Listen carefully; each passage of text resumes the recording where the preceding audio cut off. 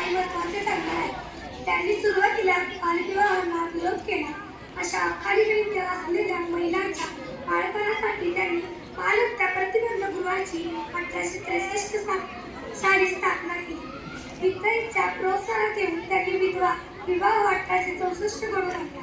तसेच विधवांच्या केशोपन पद्धतीला विरोध करून नाभी नावाच्या ब्राह्मण विधवेचे मूल्य त्यांनी दत्तक घेतले. पुढे त्यांचे नाव यशवंत ठेवून त्याला डॉक्टर बनवले. म्हणून मुलगा होत नाही म्हणून ज्योतिराव दुसरा विवाह केला.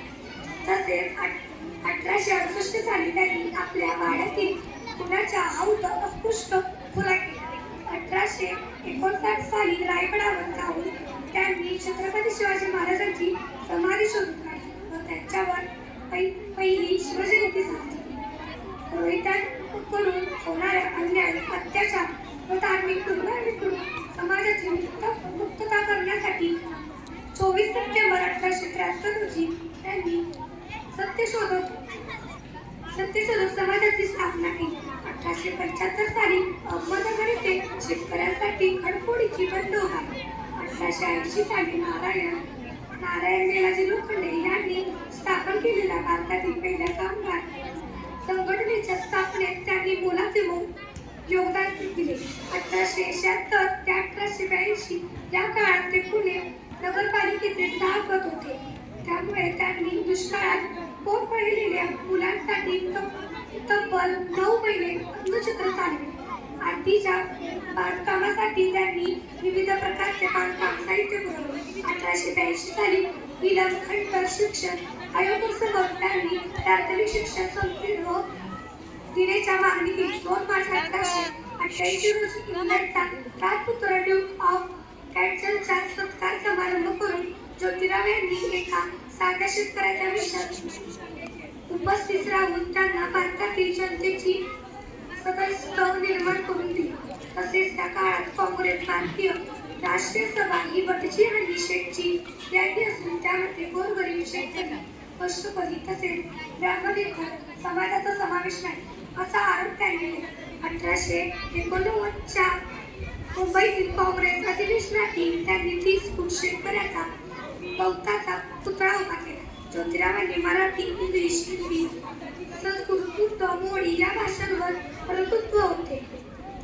त्यांनी त्रिपुरत हे नाटक 1855 रोजी छत्रपती शिवाजी महाराज भोसले यांचा पोवाडा 1869 ब्राह्मणाचे कसब 1869 गुलामगिरी 1873 शेतकऱ्याचे आसूड 1873 सत्कार 1885 इशारा 1885 अकराखंडी काव्यरचना 1887 सार्वजनिक सत्यधर्म 1891 मरणोत्तर प्रकाशन यासारख्या मार्गदर्शक प्रेरणादायी क्रांतिकारक विचारांच्या विपुल पुस्तकांच्या लेखन केले. 18 मे 1888 रोजी मुंबईतील कोळीवाडा येथे जनतेने लालबहादूर विठ्ठलराव कोळुखले यांच्या हस्ते सत्कार करून त्यांना महात्मा ही पदवी बहाल. अशा या आधुनिक भारताचा पाया रचना समाजसुधारकाने समारोपाचे 28 नोव्हेंबर 1890 रोजी पुणे येथे निधन झाले. पुढे महात्मा गांधी यांनी ज्योतिरावांचा उल्लेख महात्मांच्या महात्मा असा केला. तसेच त्यांनी महाराष्ट्र मंत्री युद्ध किंग असे समजले. धन्यवाद. यावरती तुम्हाला प्रश्न विचारले. मी आज तुम्हाला काही प्रश्न विचारणार आहे. भीती नको, धैर्य ठेवा, अन्याय नको, शिक्षण. पहिला प्रश्न, ज्योतिबा फुले यांचे पूर्ण नाव काय?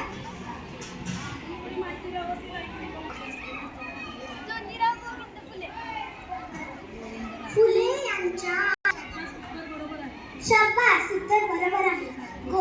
फुले यांच्या आईचे नाव काय? ज्योतिबा फुले यांचे पूर्ण नाव ज्योतिबा गोविंदराव फुले. फुले यांच्या आईचे नाव काय?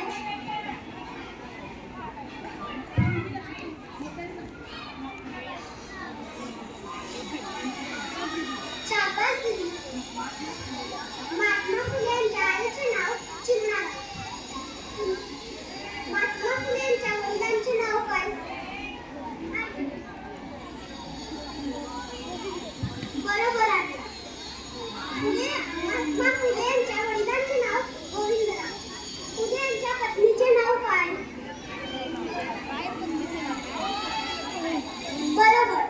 महात्मा फुले यांच्या पत्नीचे नाव सावित्रीबाई फुले.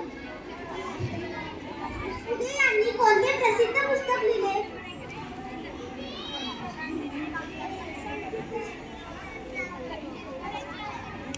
बरोबर. फुले यांनी कोणते प्रसिद्ध पुस्तक लिहिले ते म्हणजेच गुलामगिरीवर शिकण्याचे. फुले यांच्या मुलींची शाळा कुठे उघडली?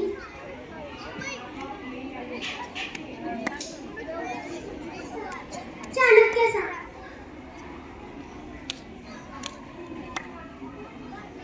उत्तम. अगदी बरोबर. महात्मा फुले यांनी पहिली शाळा मुलींची पुणे इथे उघडली. ज्योतिबा फुले यांचा जन्म कधी झाला? साई सांग.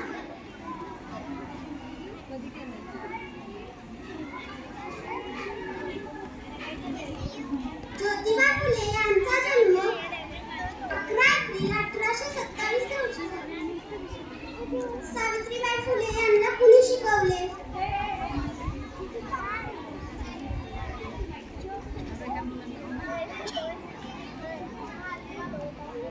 बरोबर.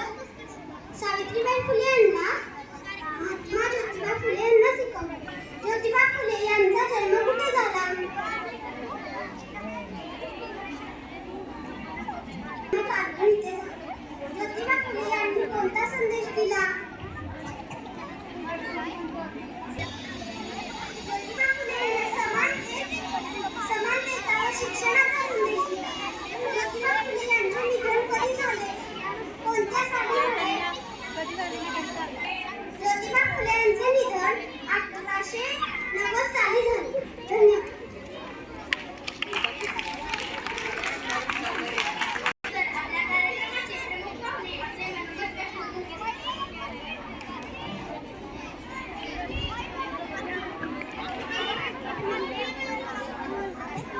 नमस्कार बालमित्रांनो.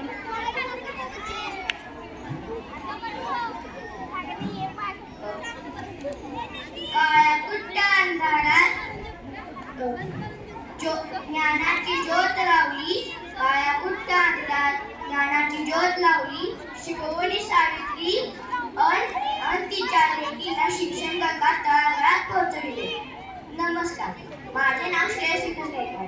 माननीय मुख्याध्यापिका व वर्ग शिक्षक यांनी मला आज इथे प्रमुख पाहुणे म्हणून बोलवल्याबद्दल मी त्यांचे खूप आभार मानतो. आदरण्याच्या दारात किटपट पडलेल्या आणलेल्या घातलेल्या ती देताना ज्यांनी उद्धार केला अशा महात्मा ज्योतिबाराव फुले यांना माझे अभिवादन. माझ्याला त्यांच्या आईचे नाव चिमणाबाई, त्यांच्या वडिलांचे नाव गोविंदराव, त्यांच्या पत्नीचे नाव सावित्रीबाई फुले अशी निर्मिती केली. त्यांचा शेतकऱ्याचा असून हा त्यांचा प्रसिद्ध ग्रंथ होय. त्यांचा मृत्यू आजच्या कार्यक्रमाच्या अध्यक्षिका यांना मी विनंती करते की त्यांनी आपले मनोगत व्यक्त करा. मित्रांनो, मी आज या बालसभेनिमित्त तुम्ही आज मला अध्यक्ष म्हणून बोलवले याबद्दल मनपूर्वक आभार.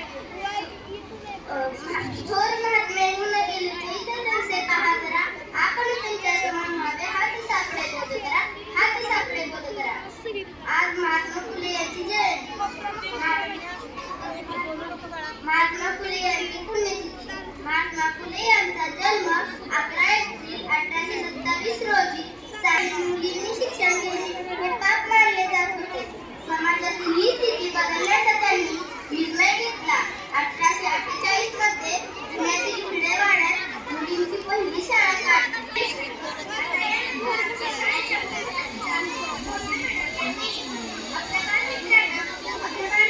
मार्गदर्शन करा अशी मी विनंती करतो.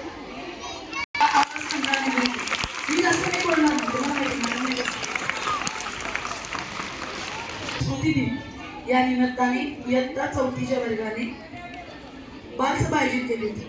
मॅडमनी त्यांना आदल्या दिवशी 4 वाजता सांगितलं आणि या विद्यार्थ्यांनी सगळं नियोजन वर्ग शिक्षिका लोखंडे मॅडम यांच्या मार्गदर्शनाखाली केलं आणि सुंदर सूत्रसंचलनापासून प्रास्ताविक, विद्यार्थ्यांची मनोगतं असा जो क्रम असतो की नेहमी आपण शाळेत कार्यक्रम करतो, त्या कार्यक्रमाने त्यांनी ही बालसभा आयोजित केली. आणि त्यांचं वैशिष्ट्य म्हणजे त्यांनी दिलेली भेटवस्तू. सगळ्यांना वाटते की त्यात नेमकं काय आहे. वैष्णवी मॅडम त्याच आपल्या अध्यक्ष आहेत ना. बघा एकेका वर्गाने एक सुंदर कागद घेतलं. मला पण वाटलं अरे काय असेल यामध्ये, म्हणजे माझी पण उत्सुकता वाढली. त्यांनी अख्खं त्याला पूर्ण स्टेपलर केलं होतं.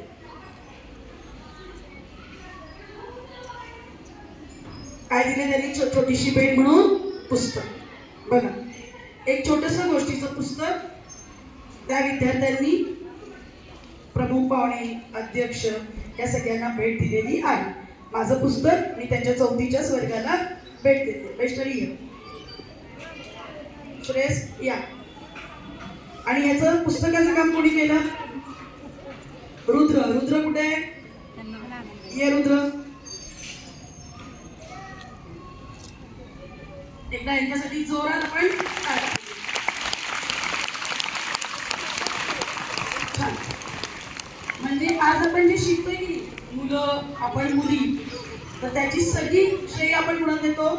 महात्मा ज्योतिबा फुले यांनी त्यांच्या पत्नी सावित्रीबाईंना शिकवलं आणि म्हणून मुलींच्या शिक्षणाची सुरुवात एक चांगल्या पद्धतीनं झाली. आपण म्हणतो बघा स्त्री पुरुष समानता, त्यावेळी महात्मा फुलेंनी त्यांच्या वागणुकीतून आपल्याला दाखवून दिलं होतं स्त्री पुरुष समानता ही शिक्षण हे किती महत्वाचं आहे. तर आजच्या कार्यक्रमात ज्या विद्यार्थ्यांनी सगळ्यांनी सहभाग घेतला त्यांनी सगळ्यांनी पुढे स्टेजवर यावं. या